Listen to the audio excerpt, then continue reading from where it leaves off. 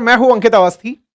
Trump एक बार फिर से बाहर आ चुके हैं और इस बार इनका बाहर आना एक मार्केट के लिए खबर का सिलसिला शुरू करता है और वो खबरें हैं परमाणु बमों के परीक्षण से। साथियों, जैसे ही अमेरिकी राष्ट्रपति ट्रंप का बयान आया कि पाकिस्तान परमाणु परीक्षण कर रहा है, ये इनके टीवी इंटरव्यू से निकलकर बात आई थी। अकेले पाकिस्तान का नाम नहीं आया, नाम पाकिस्तान का आया चीन के साथ, रूस के साथ और नॉर्थ कोरिया के साथ। चीन, रूस और नॉर्थ कोरिया समझ में आते हैं कि ये तीनों की तीनों वो देश हैं जो ट्रंप विरोधी हैं, तीनों एक ही खेमे में रहते हैं। पाकिस्तान का नाम हमने अपनी सहूलियत के लिए अलग निकाल लिया। भैया तुम आओ, तुम हमारे काम के हो, तुम्हारे बारे में हमें जानना है कि चल क्या रहा है। बाय द वे, मैं आपको बता दूं कि ट्रंप का इस बयान के साथ साथ यह कहना कि हमारे पास इतना असलहा है कि हम इस पूरी दुनिया को 150 बार बर्बाद कर सकते हैं, ऐसे में इस तरह की बात कि हमें भी न्यूक्लियर परीक्षण करना है, डाइजेशन से परे ले जाता है। अमेरिका इन दिनों न्यूक्लियर परीक्षण की तैयारी कर रहा है।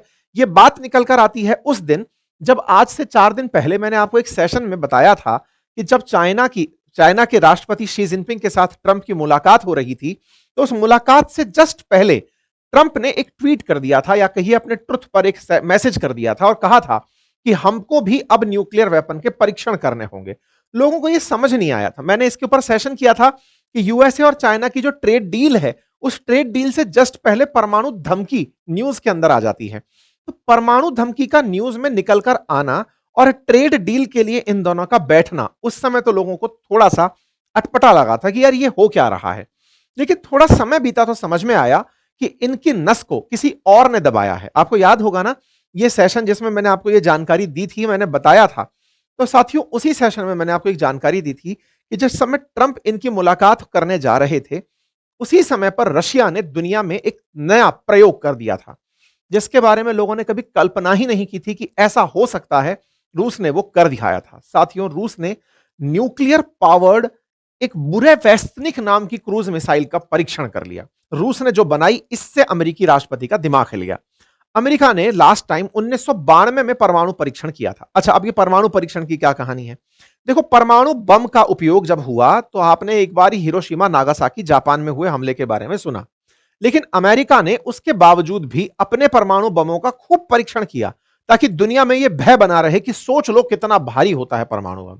होता यह था कि परमाणु बम जब फटता है तो उससे न्यूक्लियर रेडिएशन निकलती है। आपके दिमाग में एक प्रश्न आएगा कि जब हिरोशिमा नागासाकी पर परमाणु बम डाला था तो उस परमाणु बम से जितनी प्रलय मची, उससे 2 शहर खत्म हो गए। तो ऐसे में अमेरिका अगर परमाणु परीक्षण कर रहा है तो खुले में करेगा तो वो बर्बाद नहीं हो जाएगा क्या? तो ऐसे में कुछ ऐसी साइट्स का चयन किया जाता है जहां पर नुकसान मिनिमम हो।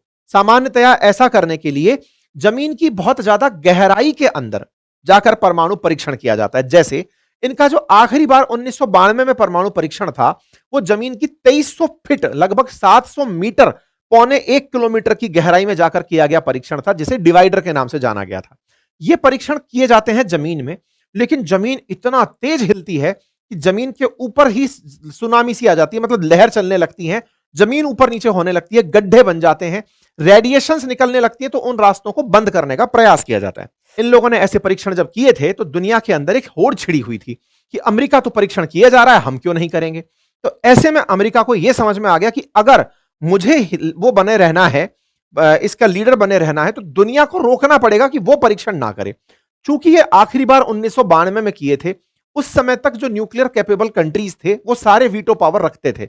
आपको यदि याद हो तो अमेरिका समेत 5 देश, अमेरिका, रूस, यूके, फ्रांस और चाइना, ये जो वीटो पावर रखने वाले कंट्री हैं यूनाइटेड नेशन सिक्योरिटी काउंसिल में, इन सबके पास न्यूक्लियर बम था। इन सब ने सलाह मशविरा की, 5 लोगों ने बैठ के पंचायत की और कहा किसी और देश को न्यूक्लियर बम नहीं बनाने देंगे। इसके लिए इन्होंने दुनिया के सामने एक संधि फ्लोट कर दी और उसी संधि को सीटीबीटी कहते हैं, कॉम्प्रिहेंसिव टेस्ट बैन ट्रीटी।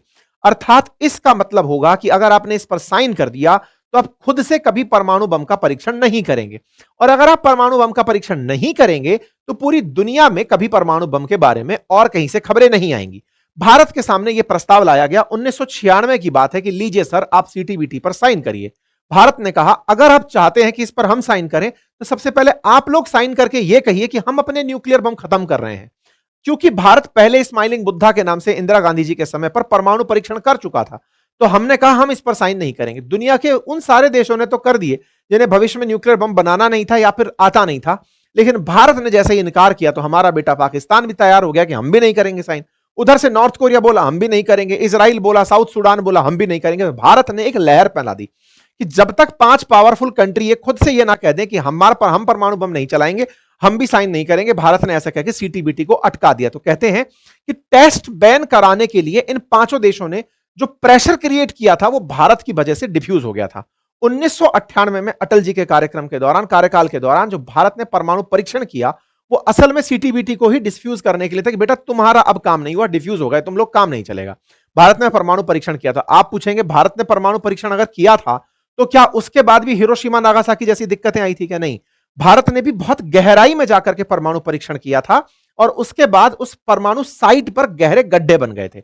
जब ये गड्ढे की टेक्नोलॉजी नहीं थी, उससे पहले क्या हुआ करता था कि परमाणु परीक्षण जब होते थे, आप देखेंगे नंबर तो अमेरिका 1000 बार परमाणु परीक्षण कर चुका है और हम 3 बार परमाणु परीक्षण कर पाए हैं। सोचकर देखने वाली बात है।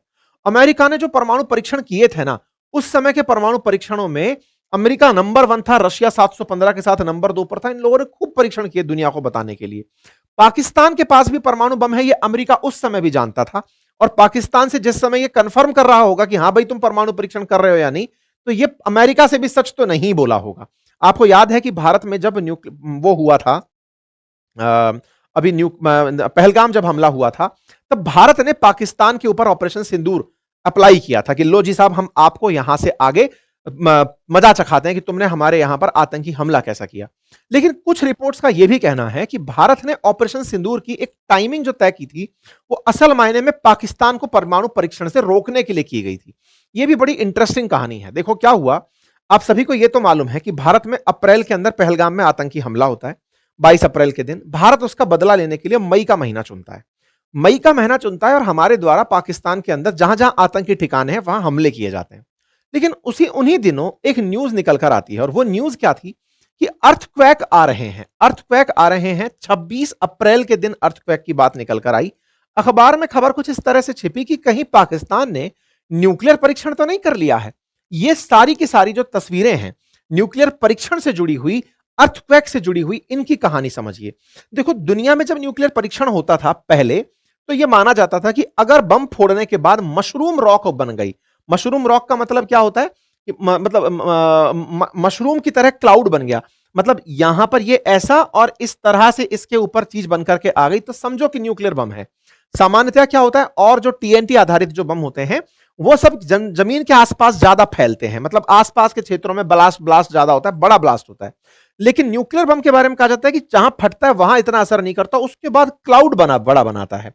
ऐसे मैं आपको कुछ क्लाउड बताता हूं ऐतिहासिक रूप से। देखिएगा ये सारे के सारे अगर आप स्ट्रक्चर देखें तो ये जमीन है और इसके चारों तरफ इस तरह का क्लाउड है। देखिए ये क्लाउड, देखिए ये इतनी ऊंचाई पर, कितनी ऊंचाई पर, तो एक रिकॉर्ड हुआ करता था अमेरिका के नाम 1954 में कि इसका जो क्लाउड बना था ना वो 34 किलोमीटर की हाइट तक गया था। 34 किलोमीटर का मतलब समझिए कि हवाई जहाज जहां उड़ रहे हैं उससे भी ऊपर क्लाउड चला गया था और इस तरह के बादल आसमान में जाकर बनना शुरू हुए थे। और वो क्लाउड का जो मेजर भाव बना था ना वो 20 किलोमीटर से तो ऊपर जाकर के ही उसकी छतरी बनी थी। मतलब समझकर देखिए कि पूरी दुनिया में अंधेरा छा जाए ऐसा परीक्षण था इनका जिस क्षेत्र में इन्होंने किया था। पहले खुले में परीक्षण होते थे, खुले के लिए बहुत खुली जगह अमेरिका के अंदर भी है। इसी चलते कि किसका मशरूम क्लाउड ज्यादा बना, एक होड़ छिड़ी, इसको तोड़ा फिर रशिया वालों ने। सोवियत रूस हुआ करता था उस समय, तो 1954 में ये इतना बड़ा किए। सोवियत रूस ने 1961 में जो क्लाउड बनाया वो बनाया 60 किलोमीटर पर ले जाकर, इनसे जस्ट डबल उठा करके इनका क्लाउड गया। आप इनके क्लाउड को देखें तो ये इनका क्लाउड बन रहा है भीषण, मतलब इतना विशाल, मतलब इनका क्लाउड बना था। और इनकी की जो क्लाउड की हाइट थी वो 20 किलोमीटर से लेकर 64 किलोमीटर तक पहुंच गई थी। अर्थात दुनिया को यह बता दिया था इन्होंने कि हमारे बम में तुमसे भी ज्यादा ताकत है। एक होड़ मची हुई थी परमाणु परीक्षण की। तो परमाणु परीक्षण ना हो तो सीटीबीटी ने इन सबको रोक दिया था कि यार कम से कम तुम लोग अब बम नष्ट नहीं कर सकते तो परमाणु परीक्षण तो रोक दो, परमाणु बमों को मत फोड़ो, ठीक है। जमीन के भीतर फोड़ना शुरू किया गया। तो कुछ इस तरह के सिग्नेचर्स बनने शुरू हुए, दुनिया में भूकंप आने लगे। भारत ने भी जब परमाणु परीक्षण किया था ना 1998 में पोखरण के अंदर, तो जमीन के अंदर ड्रिल करके इस तरह से परीक्षण किया गया था ताकि जमीन के अंदर ही कोई मोशन बने, वहीं लावा पिघले, जो भी हो। लेकिन जब वेव्स बाहर निकले तो उसे बजरी, रोड़ी, प्याज व्याज भर करके उनको यहीं रोक दिया जाए कहते हैं उन दिनों प्याज की खपत बहुत हुई थी जब भारत ने पोखरण में परीक्षण किया था, क्योंकि रेडिएशंस को रोकने में यहां पर प्याज डाली गई थी। ये पोखरण की एक अलग स्टोरी है। तो भारत का पहला स्माइलिंग बुद्धा रहा हो तब इस तरह से गड्ढा बना था, और जब अटल जी के टाइम पर थे तब भी इस तरह का एक बड़ा गड्ढा पोखरण में बना था। ये अपने आप में काफी ज्यादा खास जगह होती है। जनरली डेजर्ट्स को या बड़े हिल स्टेशन को चुना जाता है परमाणु परीक्षण के लिए। जब परमाणु परीक्षण की बात होती है तो 13 तारीख की इस खबर को फिर से देखिए। 3 बड़े अर्थक्वेक पाकिस्तान में ऑब्जर्व किए गए थे, जिसके चलते आज हमें ट्रंप की बात सही प्रतीत होती है। क्यों? क्योंकि जिस समय पर जैसे ट्रंप बोल रहे हैं कि पाकिस्तान परमाणु परीक्षण कर रहा है, अब हमको वो 13 तारीख की आई हुई न्यूज सही लग रही है, अप्रैल में आई हुई न्यूज सही लग रही है, क्योंकि उन दिनों इस तरह की सिस्मिक रेडिएशंस देखी गई थी।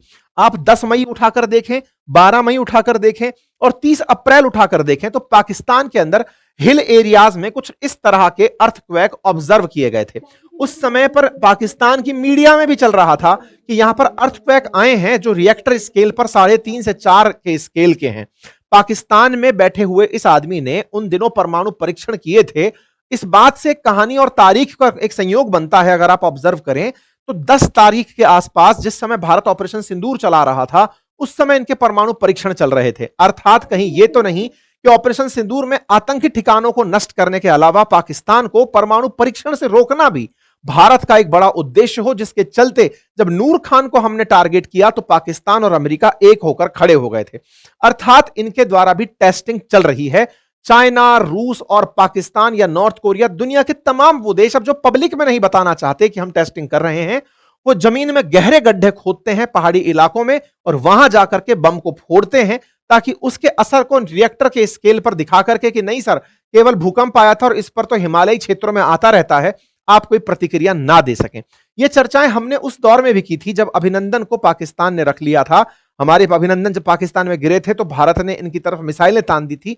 कुल मिलाकर के ये सारी चर्चाएं ऐसे समय पर हो रही हैं जब भारत पाकिस्तान के बीच तनाव बहुत है और ये लगातार परमाणु परीक्षण के अभ्यास चल रहे हैं। और ट्रंप जैसा व्यक्ति जो कि कहता है कि मैं तो झूठ ही नहीं बोल रहा हूं, मैं तो पाकिस्तान का अपना हूं, तो पाकिस्तान अगर न्यूक्लियर टेस्ट कंडक्ट कर रहा है तो भारत को भी न्यूक्लियर टेस्ट करना चाहिए या नहीं, अब यह आखिरी सवाल बच जाता है। क्योंकि पाकिस्तान का न्यूक्लियर परीक्षण भारत को उकसाता जरूर है कि यार तुम अगर कर रहे हो तो हम भी कुछ करेंगे। तो भारत को करना चाहिए या नहीं, इस पर विशेषज्ञों की राय है कि भारत ने ऑलरेडी 3 बार परमाणु परीक्षण किए हैं, लेकिन जिस तरह से नए वेरिएशंस आते जा रहे हैं, छोटे स्तर पर परमाणु बम, ये नहीं है ना कि एक ही बार में पूरा शहर उड़ा दिया।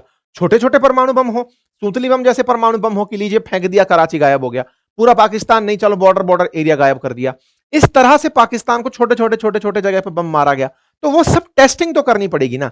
तो जो छोटी मोटी टेस्टिंग है उनके लिए रक्षा विशेषज्ञ अपनी तरफ से राय देते देखे जा रहे हैं कि यदि ट्रंप की जिद अगर परमाणु परीक्षण की है, जो लगातार कह रहे हैं कि मुझे परमाणु परीक्षण करना है, पाकिस्तान भी कर रहा है, रूस भी कर रहा है, चीन भी कर रहा है, नॉर्थ कोरिया भी कर रहा है, तो भारत को भी समय रहते परमाणु परीक्षण की लाइन में उतर ही जाना चाहिए, ताकि हम यह कह सकें कि साहब वो भी तो कर रहे हैं। इस बीच में पाकिस्तान से पूछा गया कि साहब एक बात बताइए, क्या आप वाकई में परमाणु परीक्षण कर रहे हैं? तो एज यूजुअल झूठ बोलने वाला पाकिस्तान बोलता है कि नहीं साहब, हम कोई पाकिस्तान परमाणु परीक्षण नहीं कर रहा, और हमारा तो न्यूक्लियर यूज के साथ साथ टेस्ट को लेकर के भी यही सिद्धांत है कि नो फर्स्ट टेस्ट। अगर भारत परमाणु परीक्षण करता है तो ही हम परमाणु परीक्षण करेंगे, अदरवाइज हम कोई परमाणु परीक्षण नहीं करेंगे। इन्होंने बम चलाने की जगह परीक्षण पर भी डाल दिया कि भारत अगर करता है तो ही हम करेंगे। तो कुल मिलाकर के पाकिस्तान की तरफ से जवाब तो आया है, लेकिन ट्रंप साहब का क्या करें, जो कि अपनी तरफ से खबरें देकर चले गए। कुल मिलाकर के पाकिस्तान अगर ये सच में कर रहा है तो भारत को एक्शन लेने की जरूरत है। दुनिया में परमाणु बम के कई और प्रयोग अब जो हो रहे हैं, जो कि अभी पुतिन ने करके दिखा दिए, शी जिनपिंग जो गुप्त रूप से कर रहे हैं, दुनिया में फिर से होड़ तो मच चुकी है, अर्थात सीटीबीटी की कोई प्रासंगिकता नहीं बची है। आप लोग इस विषय पर क्या सोचते हैं, अपनी राय जरूर कमेंट बॉक्स में दीजिएगा। फिलहाल के लिए इतना ही, बहुत बहुत धन्यवाद।